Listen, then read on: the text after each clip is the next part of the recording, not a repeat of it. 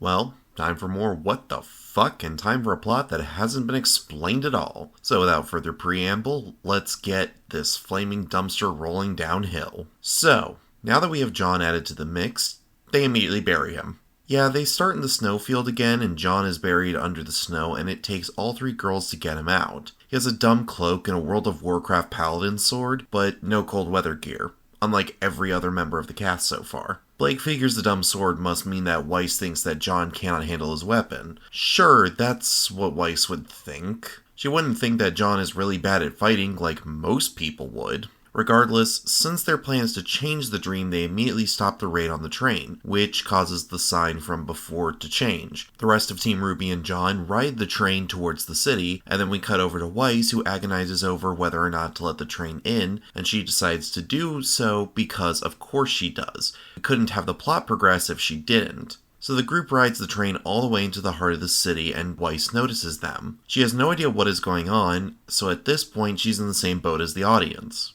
They get off the train and have John sneak around. The robots don't notice him, so he can go as he pleases, but I have no idea if this is him wandering around or if he actually has a plan. He finds the jail, which has now been moved to a new location every episode it has been in, and Klein recognizes him. He argues with Klein to let him in, and in a moment of a character being smart, he uses his shield to keep the door propped open. Going inside, he sees that the prison is actually more like a carnival. He also notices that unlike outside, it's warm in the prison. The other members of Team Juniper also give him a hat and gloves, which, yeah, why the fuck didn't he have those since everyone else has gotten cold weather gear in this? Whatever, not the important part of this scene. No, the important bit is that Piera leads John over to a weird tree signpost thing, with each leaf having stop written on it. And in the hollow of this tree, there is another night piece. So I was wrong about which night they were going to need, but that's because this has never been set up, so it's a prime example of writers saying they need something to happen in order for the plot to happen the way they want it to. Speaking of, John takes the night and a bunch of little Weisses come out of nowhere, and then the leaves now have "Go" written on them.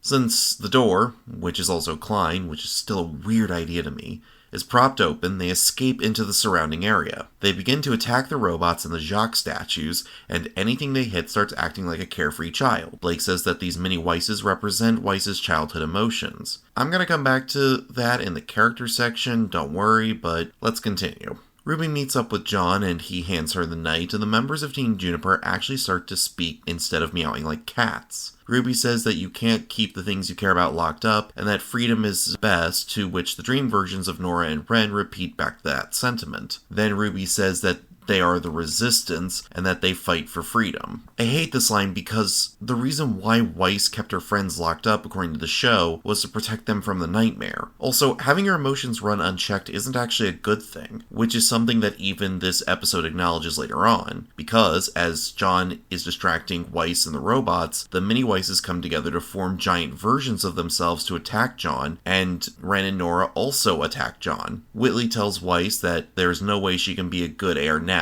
and her response is to turn the statue of Nicholas into a Final Fantasy boss. And then the episode ends. Yet despite the show saying that they were going to change the dream and help Weiss and all that other stuff, almost nothing happens in this episode yet again. We get a lot of long drawn out scenes that contribute little to the plot, and what is added to the plot once again raises more questions and pads out the runtime. See, there's a phrase that I like which goes, if I had more time, I would have written a shorter letter. Basically, if I had had more time, I would have found a way to convey more with less words. And that's what the original series managed to do, but Ice Queendom constantly fails at. There's more padding than a high schooler's bra, and the plot is conveyed as if it were being told to us by a 5-year-old. With that said, let's talk about characters. So Ruby gets to have her whole moment of basically calling for a revolution, which I don't even know if that is or isn't true to her character at this point. What I do know is that her decision to encourage the madness that is about to ensue is short-sighted at best. Amazing how they try to make it look like she has a plan, and then the episode is them bumbling their way through the dream yet again. Weiss is once again center stage, but the only thing I can say is that the mini Weisses are weird as hell. They keep saying lines that either make total sense or none at all. Lines like,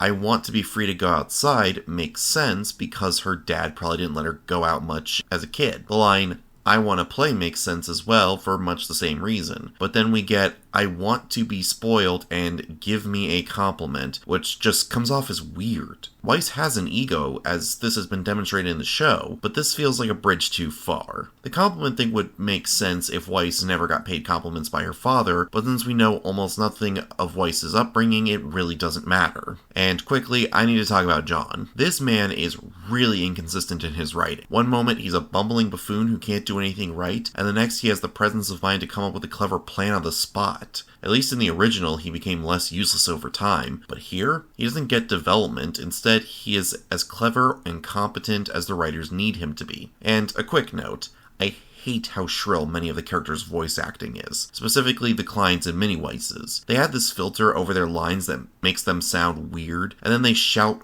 out their lines as loudly as possible. I guess it's supposed to be funny, but instead it's just grating. As for the animation, there's only one animation issue here, which is that during one scene, John is shown to have his winter gear on and also to not have it, and this is before he finds the rest of his team. Just a weird moment, to be honest. So to wrap up with my final thoughts. While I was watching this episode, and especially during the scene where Weiss brings the statue to life, one thought went through my head. You haven't earned this. The triumphant music that plays over scenes in the episode combined with other moments really just feel hollow. If they had given more time to developing things and explaining the rules of the dream, this could have been a cool episode and could have been full of payoff. But they didn't, so it's not.